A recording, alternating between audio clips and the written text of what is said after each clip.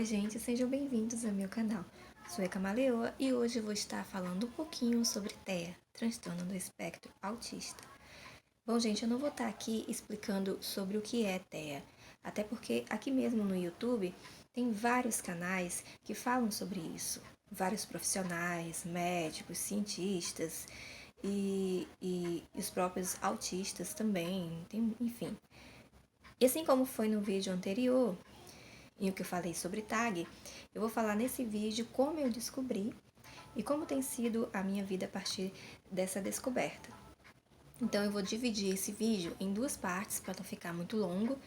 Eu vou começar falando sobre os meus filhos e depois eu falo sobre o meu diagnóstico, ok?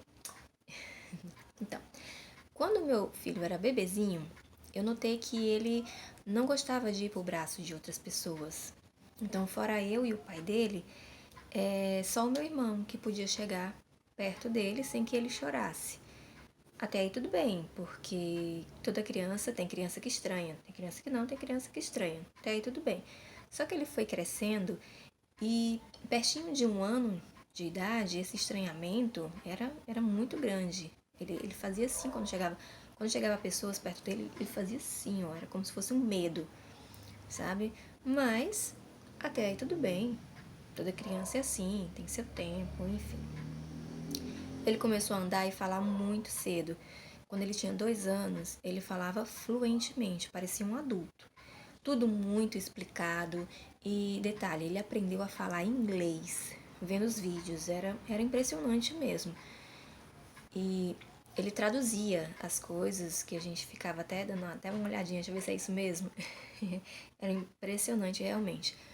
Só que ele tinha umas crises em que ele começava a gritar quando algo não ocorria como ele queria ou quando dizíamos não para ele.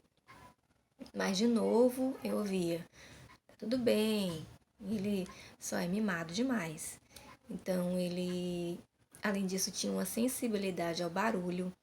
Então, furadeira, serra elétrica, ele, sabe, botava a mãozinha no ouvido e quando ele não se assustava, ele começava a chorar. E até o liquidificador, o aspirador, ele, sabe, parecia temer aquilo, parecia que ele tinha medo daquilo. E tinha vezes que a gente falava com ele e ele parecia que não estava ouvindo. E cada vez mais aumentava o fato também dele não querer ninguém por perto. Ele não gostava que abraçassem ele. Além de mim e o pai dele, só com o meu irmão que ele deixava ser abraçado. Nem os meus pais, né? Nem os avós, ele não gostava. Ele chegava na casa dos avós, ele ficava meio assim, desconfiado. Só depois ele se chegava. Ele mesmo se chegava. E às vezes ele não queria conversa com ninguém. Então isso chegou a um ponto que eu não aguentei e disse, não, tem alguma coisa diferente aí, tem alguma coisa que não tá igual com as outras crianças. E mesmo ouvindo, não, tá tudo bem, isso é coisa da sua cabeça. Bom, mesmo assim, eu insisti e levei ele pro psicólogo. Gente, pior experiência da minha vida foi quando eu levei ele pro psicólogo. Porque a mulher olhou pra mim, depois de eu ter relatado tudo isso, né, tudo que estava acontecendo, ela olhou pra mim e disse que estava faltando pulso firme, que não tinha nada de errado com a criança, ou seja, o problema era meu. Eu era o problema. Bom, daí eu saí de lá com a cara no chão, né? E as pessoas falando, tá vendo? É coisa de criança, cada criança tem seu tempo, tal. Tudo bem. Só que as crises continuaram e que eu achava serem birras, né? Eu achava que era só birra. E depois veio a seletividade alimentar. Ele começou a querer comer só determinado tipo de comida. Tudo normal, até aí, tudo bem, como toda criança. E chegou o período escolar. E o primeiro dia de aula foi ótimo. Ele foi super elogiado pela inteligência e pela fala tão desenvolvida. Mas aí depois, tudo começou a desandar. Ele chorava, que não queria ir para o colégio. Ele dizia que como a sala era muito barulhenta, as crianças gritavam perto dele, ele não gostava. Então, quando alguém gritava perto dele, ele empurrava. Ele reagia com violência, né? Ele empurrava a criança. Então, ele dizia isso, que não queria ir pro colégio, porque a professora deixava ele no cantinho, sentado, olhando para a parede. Né? Ou seja, deixava ele isolado no cantinho, enquanto as outras crianças estavam brincando. Ele ficava de castigo todo dia. Então, isso, logicamente, eu como mãe, me feriu demais. Então, todo dia tinha esse episódio, sempre por esse mesmo motivo. Alguma criança gritava perto dele e ele logo empurrava. Então eu decidi tirar ele do colégio e continuar o resto do ano fazendo homeschooling. Tudo bem. No ano seguinte, ele foi para uma outra escola e, apesar da adaptação difícil, ele ficou. De vez em quando eu recebia reclamações de que ele tinha empurrado ou batido em alguém. Ele tinha uma fixações por caminhões. Gente, ele tinha um brinquedinho de preferência também, que para onde ele ia, ele levava, que era um dadinho de pelúcia, desse tamanhozinho assim, e para onde ele ia, ele ficava com esse dadinho, e era como se fosse a segurança dele, ele ficava assim, apertando o dadinho.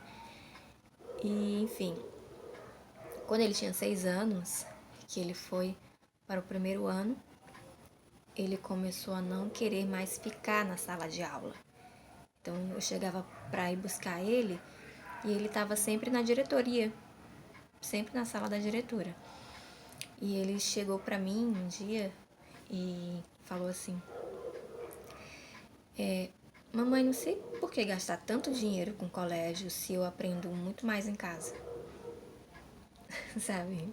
Tinha 6 anos ele falando isso. Para mim foi um choque, assim. Eu conversei com a professora.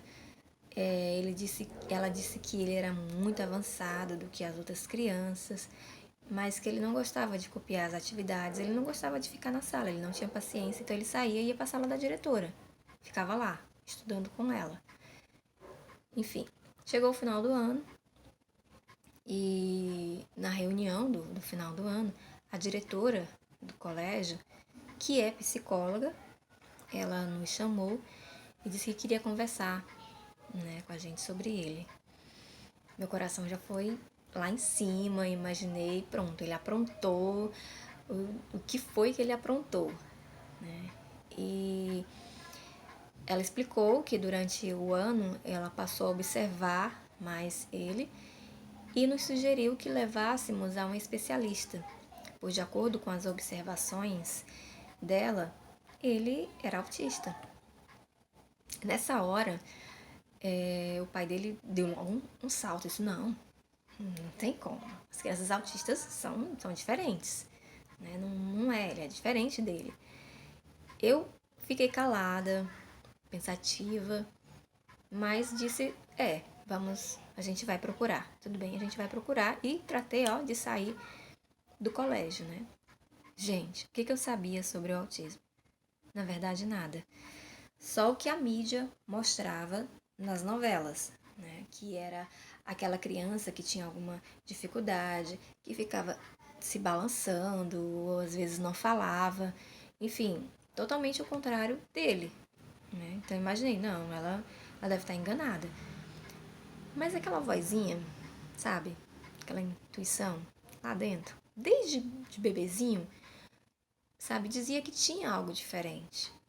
Sabe? Aquela vozinha falou mais alto. E aí eu fui pesquisar no maior médico, senhor, detentor de toda sabedoria, o Google.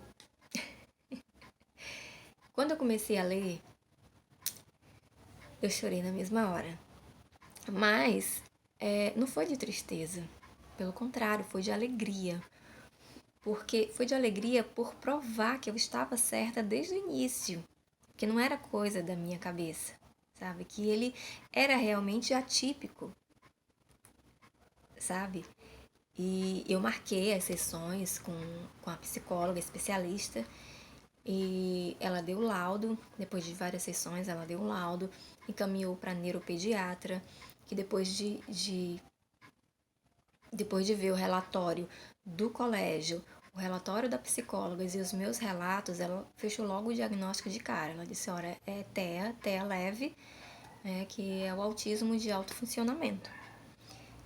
E com o laudo em mãos, foi a vez de voltar à escola e tentar as adaptações, que não é fácil.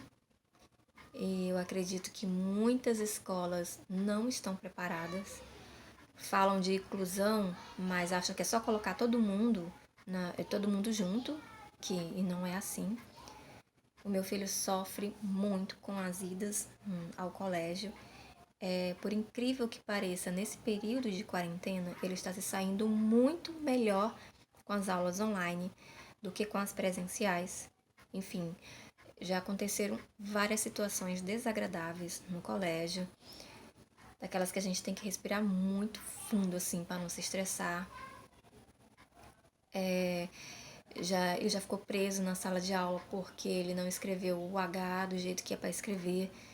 Então ele disse que não ia escrever e a professora disse que ele ia ficar sem recreio por conta disso.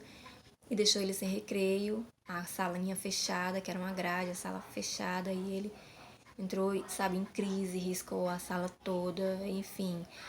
Isso entre várias outras situações péssimas, mesmo depois do laudo, mesmo o laudo dizendo que ele precisa de um acompanhante. Infelizmente o colégio não tem como oferecer esse acompanhante. Enfim, mas vamos conseguir. Tenho fé que vamos conseguir. E depois da descoberta do laudo dele, veio também a descoberta do laudo do meu filho mais novo, que foi mais difícil porque não sabíamos se as características eram dele ou se ele estava imitando o irmão. Então, assim, apesar dessa dificuldade, o diagnóstico foi mais rápido, né? Até porque eu já era PhD no assunto, né? Eu já tinha lido vários livros, várias teses, dissertações, vídeos sobre o assunto. Então, tudo isso ajudou muito no diagnóstico. Mas daí vocês me perguntam, e aí, eles são iguais? Não. Eles não são iguais. Os dois têm crises sensoriais, eles têm seletividade alimentar, mas eles têm crise de raiva também, quando não conseguem algo. O mais novo também teve suas dificuldades no colégio. Mas eles têm várias diferenças, que enquanto um é falante e fala tudo muito bem explicado, o outro já não tem a fala tão bem desenvolvida, mesmo a gente colocando eles na mesma idade, assim. E um tem ecolalia, o outro já não tem. Um abraça todo mundo, o outro já é mais reservado, ele precisa gostar muito para poder abraçar o outro. Um só come macarrão, outro só come arroz. Então tem várias diferenças. Até porque nenhum autista é igual ao outro. Ninguém é igual a ninguém, não é mesmo? E o que mudou com o diagnóstico? O que mais mudou depois do diagnóstico deles foi que aqui em casa a gente, por exemplo, já sabe quando se trata de teimosia ou quando se é uma crise sensorial, né? Nós adaptamos o quartinho deles. Eu já tiro as etiquetas da roupa de um, que já incomoda um, a outro já não incomoda tanto. Então a alimentação deles é bem diferenciada. Um gosta de uma coisa, o outro já não gosta. Então a gente não fica obrigando eles a comer o que eles não gostam. Tem os fones, os abafadores, quando a gente precisa sair ou tem alguma situação mais barulhenta. E, enfim, são pequenas coisinhas que fazem toda a diferença. É difícil, sim. É um grande desafio, principalmente quando a gente bate de frente com o preconceito e que às vezes vem dos próprios familiares, às vezes vem da escola, vizinhos, enfim.